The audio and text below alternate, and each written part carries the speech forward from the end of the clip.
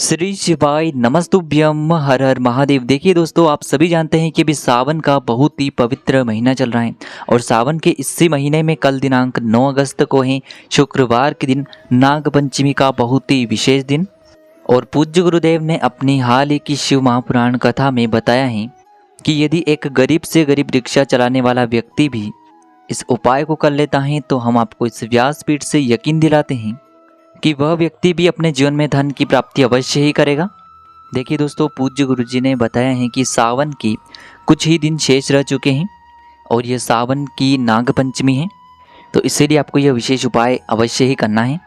देखिए, पहला जो उपाय है आपको मात्र गुड़ वाले जल से करना है और दूसरा जो उपाय है यह भी बहुत ही चमत्कारी है। मात्र आपको 2 कनेर के पुष्प से और 1 बेलपत्र से यह उपाय करना है।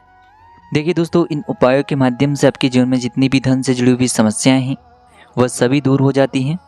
साथ ही साथ आपके जीवन के जितने भी संकट, कष्ट और बाधाएं हैं वह सभी भी समाप्त हो जाती हैं। तो देखिए दोस्तों, पूज्य गुरुदेव की ही कथा को सुनकर के और समझ करके ही आपको समझाने का पूरा प्रयास करेंगे। लेकिन उससे पहले वीडियो को लाइक करें, चैनल को सब्सक्राइब करें और सभी शिव भक्त कमेंट में श्री शिवाय नमस्तुभ्यम या फिर ओम नमः शिवाय जरूर लिखें।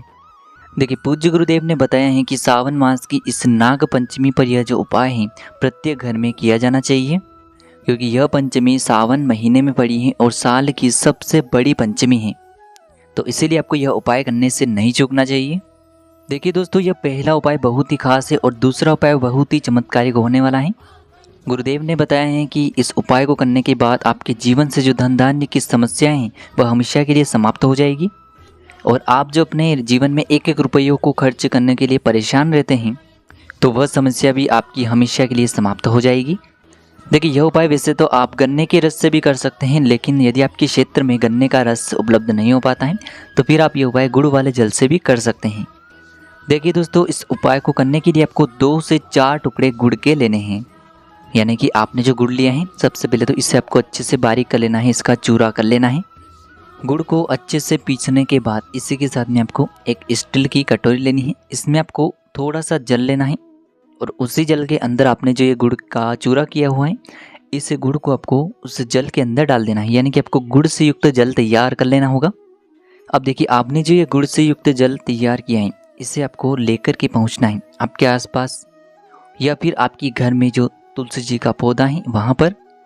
यानी कि यदि आपके घर में तुलसी जी का पौधा नहीं है तो फिर आप ये उपाय मंदिर में जो तुलसी जी हैं वहाँ पर भी कर सकते हैं, या फिर आपके घर में जो तुलसी जी हैं, तुलसी जी का पौधा है वहाँ पर आपको इस जल को लेकर के पहुँचना है।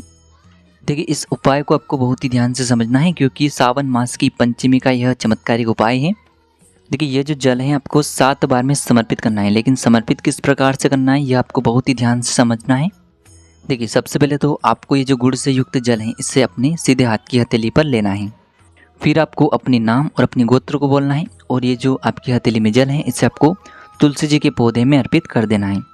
फिर दूसरी बार में आपको ये जो गुड़ मिश्रित जल है इसे आपको अपने सीधे हाथ में लेना है और फिर ये जो जल है इसे आपको अपना नाम और अपने गोत्र को बोलते हुए तुलसी जी के पौधे में ही समर्पित कर देना। इस प्रकार से आपको 7 बार अपने सीधे हाथ की हथेली पर यह जल लेना है और 7 बार अपना नाम और अपने गोत्र को बोलते हुए ये जो जल है इसे आपको तुलसी जी के पौधे में ही अर्पित कर देना है। देखिए, पूज्य गुरुदेव ने इस उपाय के लिए बताया है कि ये जो उपाय है शाम को सूर्यास्त से पहले ही आपको कर लेना होगा, क्योंकि सूर्यास्त के बाद यह उपाय नहीं किया जा सकता है। पूज्य गुरुदेव ने बताया है कि जो भी व्यक्ति सावन मास की इस पंचमी तिथि पर यह उपाय कर लेता है तो हम आपको इस व्यासपीठ से यकीन दिलाते हैं कि आपकी जो धन से जुड़ी हुई समस्या थी वह सभी हमेशा के लिए समाप्त हो जाएगी। अब दोस्तों, हम जान लेते हैं पूज्य गुरुदेव द्वारा बताए गए दूसरे खास और चमत्कारिक उपाय के बारे में। यह उपाय भी आपको इस सावन मास की पंचमी की तिथि पर ही करना है और यह उपाय आपको मात्र 2 कनेर के पुष्प और बेलपत्र से करना होगा। तो देखिए दोस्तों, इस उपाय को करने के लिए आपको सबसे पहले तो मात्र 2 कनेर के पुष्प लेने होंगे। कनेर के पुष्प आप पीले भी ले सकते हैं और सफ़ेद भी ले सकते हैं, मात्र आपको 2 कनेर के पुष्प लेने होंगे। अब देखिए, इसी के साथ में आपको एक प्यारी सी और सुंदर सी बेलपत्र लेनी है। बेलपत्र को लेते समय ध्यान रखें कि यह कहीं से भी टूटी हुई या फिर खंडित नहीं होनी चाहिए। बेलपत्र यदि आपको प्राप्त नहीं हो पाती तो आप शिवलिंग पर चढ़ी हुई बेलपत्र भी पुनः शुद्ध जल से धो करके इसका उपयोग कर सकते हैं।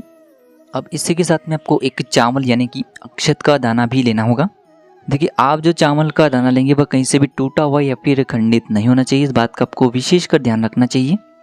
फिर इसी के साथ में आपको 1 लोटा शुद्ध जल लेना होगा तांबे के पात्र के अंदर अपने ही घर से। अब मात्र ये जो सभी सामग्रियाँ हैं इन्हें लेकर के आपको सीधे पहुँच जाना होगा भगवान शिव के मंदिर में। देखिए दोस्तों, सबसे पहले तो आप जो बेलपत्र लेकर के गए थे इसे आपको अपने सीधे हाथ में रखना है और आपके जीवन में जो भी परेशानियाँ चल रही हैं, जो भी समस्याएं चल रही हैं, या फिर यदि आपकी किसी भी प्रकार की मनोकामना है तो उस मनोकामना का आपको मन में स्मरण कर लेना है और उस मनोकामना को परिपूर्ण करने के लिए आपको महादेव से प्रार्थना कर लेनी होगी। और यह जो एक बेलपत्री है इसे आपको भगवान शिव की शिवलिंग पर ही समर्पित कर देनी है। देखिए, बेलपत्र की चिकनी साइड शिवलिंग से स्पर्श रहेगी, डंडी वाला भाग जलाधारी की तरफ रहेगा। इस प्रकार से आपको ये जो बेलपत्री है इसे शिवलिंग पर ही समर्पित कर देनी है। अब देखिए, इसके बाद आपके पास जो चावल का दाना है, अक्षत का दाना है, इससे भी आपको भगवान शिव की शिवलिंग पर जहाँ आपने बेलपत्र समर्पित की थी इसी के ऊपर आपको समर्पित कर देना है। चावल का दाना अर्पित करते समय भी आपको श्री शिवाय नमस्तुभ्यम इस मंत्र का लगातार जाप करते रहना है। देखिए, आपके पास है 2 कनेर के पुष्प, तो इनमें से आपको जो पहला कनेर का पुष्प है इससे आपको शिवलिंग पर जहाँ जलाधारी के बीच में जो माता शिव सुंदरी जी का स्थान होता है वहाँ पर आपको पहला कनेर का पुष्प समर्पित कर देना है। कनेर का पुष्प आपको इस प्रकार से अर्पित करना है कि जो इसका फूल वाला भाग है वह शिवलिंग की तरफ रहेगा, डंडी वाला भाग जलाधारी की तरफ रहेगा। इस प्रकार से आपको यह पहला कनेर का पुष्प अर्पित कर देना है। सामने स्क्रीन पर आपको दिखाया जा रहा है, इसी प्रकार से आपको पहला कनेर का पुष्प अर्पित कर देना होगा। अब दोस्तों, दूसरा जो कनेर का पुष्प है इससे आपको जहां आपने शिवलिंग पर एक बेलपत्र और एक चावल का दाना अर्पित किया हुआ है इसी के ऊपर आपको ये जो दूसरा कनेर का पुष्प है इससे समर्पित कर देना होगा। देखिए, दूसरा कनेर का पुष्प शिवलिंग पर जब भी आप समर्पित करेंगे तो इसकी जो डंडी है वो आपको अपनी तरफ रखनी है, फूल वाला भाग आपकी विपरीत तरफ रहेगा। इस प्रकार से आपको ये जो दूसरा कनेर का पुष्प है इससे भी समर्पित कर देना है। श्री शिवाय नमस्तुभ्यम इस मंत्र का जाप करते हुए अब दोस्तों, अंत में जो आप 1 लोटा जल लेकर के आए थे इसे आपको धीरे धीरे भगवान शिव की शिवलिंग पर ही समर्पित कर देना होगा। श्री शिवाय नमस्तुभ्यम इस मंत्र का जाप करते हुए देखिए, आपको ये जो जल है इस कनेर के पुष्प के ऊपर ही धीरे धीरे अर्पित करते जाना है और आपको लगातार शिव महापुराण के मूल मंत्र श्री शिवाय नमस्तुभ्यम इस मंत्र का जाप करते रहना है। देखिए, गुरुदेव ने बताया है कि कनेर का पुष्प आपको सबसे अंत में ही समर्पित करना है और उसके बाद ही आपको ये जो जल है इसे भगवान शिव की शिवलिंग पर धीरे धीरे अर्पित करना है। अंत में आपको एक बार फिर से महादेव से अपनी मनोकामना को परिपूर्ण करने की प्रार्थना कर लेनी है। गुरुदेव ने बताया है, जो भी व्यक्ति सावन मास की इस नाग पंचमी पर यह चमत्कारिक उपाय कर लेता है तो हमारे जीवन में चाहे किसी भी प्रकार की समस्या उत्पन्न हो चुकी, चाहे हमारे शरीर में कोई रोग हो चुका है, हमारे जीवन में यदि धन की समस्याएं लगातार बनी हुई हैं, या फिर यदि हमारे व्यापार में दिक्कत चल रही है, समस्याएं चल रही हैं, या फिर हमारी नौकरी में समस्याएं उत्पन्न हो रही हैं, तो गुरुदेव ने बताया है कि हम आपको यकीन दिलाते हैं कि आपकी जितनी भी समस्याएं हैं वह सभी इस सावन मास की नाग पंचमी पर समाप्त हो जाएगी। साथ ही साथ आपको धन धान्य की प्राप्ति होगी और आपके जीवन से जितना भी दुर्भाग्य है वह भी समाप्त हो जाएगा। तो दोस्तों, इस प्रकार से आज की इस वीडियो में हमने आपको सावन मास की नाग पंचमी पर किए जाने वाले 2 विशेष उपाय बताए हैं जो भी आपकी समस्या के लिए उचित हैं, सरल हैं, उससे आप कर सकते हैं। श्री शिवाय नमस्तुभ्यम। हर हर महादेव।